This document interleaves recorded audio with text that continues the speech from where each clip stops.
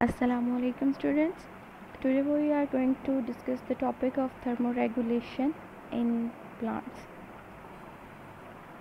Let us see what the thermoregulation is. Here in book it is mentioned that the control or the regulation of the temperature within the body is known as the thermoregulation.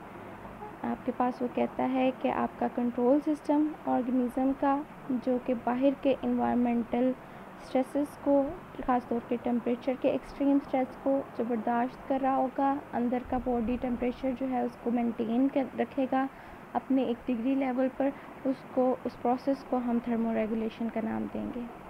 ये हमारा third part है excretion का जो हमने chapter start किया हुआ है। पहले हम ऑस्मो रेगुलेशन को डिटेल में स्टडी कर चुके हैं, उसके बाद हमने एक्सक्रीशन को स्टडी किया है डिटेल से। अब थर्ड पोर्शन हम थर्मो रेगुलेशन का डिस्कस कर रहे हैं।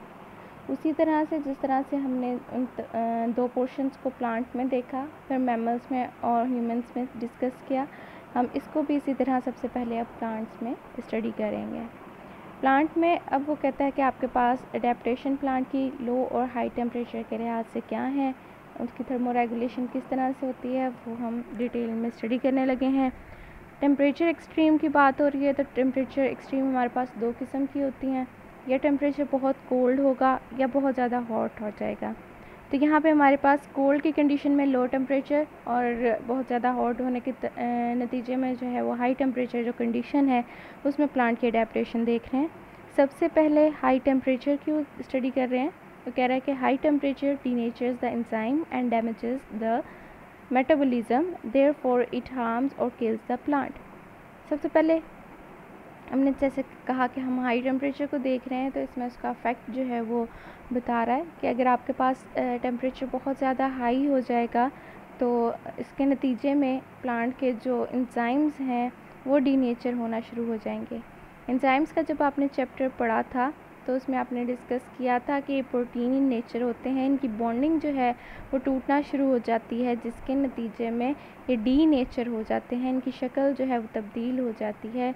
और आपको पता है enzyme is very specific in its reaction, तो इन इट्स एक्शन, तो वो आपके पास जो है वो ख़ास किस्म के जो है वो सबस्ट्रेट के लिए ख़ास किस्म का एंजाइम होता है। उसका स्ट्रक्चर अगर मुतासर हो जाए तो वो सबस्ट्रेट को जो है वो लेके प्रोडक्ट फॉर्मेशन जो होनी होती है रिएक्शन की, वो जो है वो उसको उसमें कोई रोल प्ले नहीं कर सकता। एंजाइम्स के बगैर रिएक्शन बहुत स्लो होते हैं, इतनी जल्दी कोई चीज़ होगी नहीं, इतना स्लो होगा कि लिविंग ऑर्गेनिज्म उसको कोप अप नहीं कर सकता।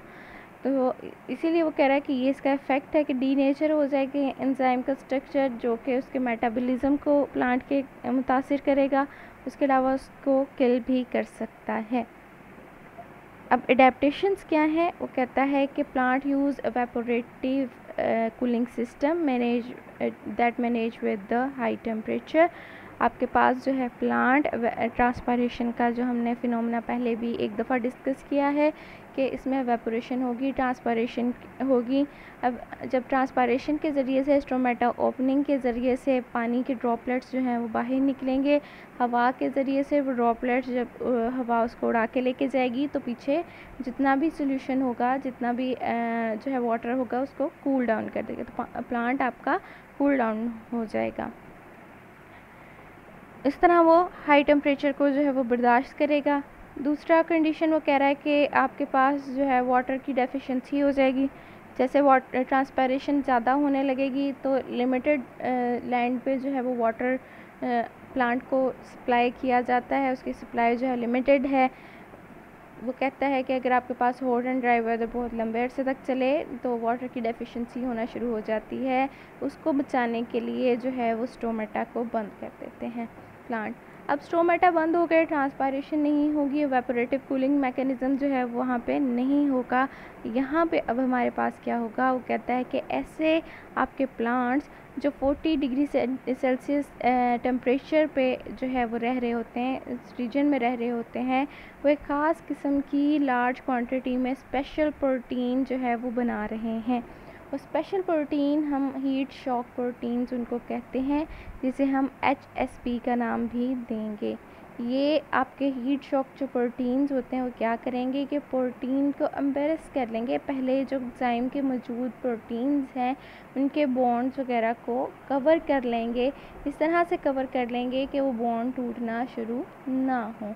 ठीक है, एक रैप बना लेंगे। जो ये प्रोटीन ख़ास किस्म के प्रोटीन हैं जो हाई टेम्परेचर को बर्दाश्त कर सकते हैं, ये उन प्रोटीन को जिनका स्ट्रक्चर ऐसा है जो हाई टेम्परेचर को बर्दाश्त नहीं कर सकते, उनके ऊपर जो है वो अपनी रैपिंग कर देंगे ताकि उनकी बॉन्डिंग जो है वो ब्रेक डाउन ना हो, वो डीनेचर ना हो सके। हीट शॉक प्रोटीन यानी HSP की वजह से प्लांट जो है वो ज़्यादा टेम्परेचर पे सरवाइव कर जाएगा, डीनेचरेशन की नहीं होगी। नेक्स्ट हमारे पास लो टेम्परेचर है।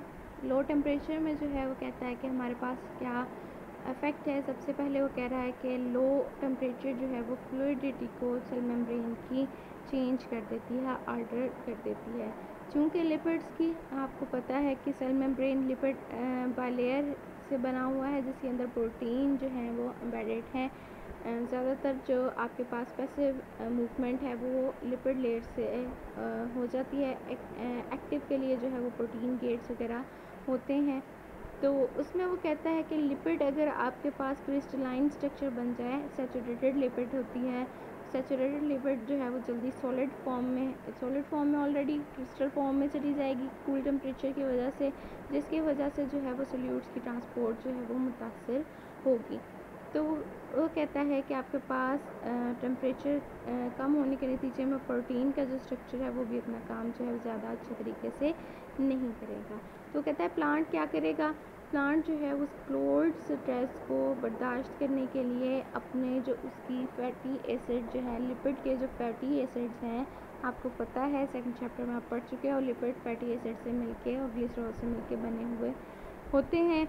इसमें वो कहता है कि आपके पास फैटी एसिड का जो स्ट्रक्चर सैचुरेटेड था उसको वो चेंज कर लेता है अनसैचुरेटेड फैटी एसिड में। इसमें अनसैचुरेटेड फैटी एसिड जो है वो लिक्विड फॉर्म में होते हैं, मेल्टेड फॉर्म में होंगे, वहाँ पे क्रिस्टल बनना जो है, ये सॉलिड फॉर्म उसकी आना जो है वो मुश्किल हो जाएगी, नहीं होगी इतनी, तो उसकी फ्लूइडिटी जो है वो सेल मेम्ब्रेन की वो मुतासर नहीं होगी।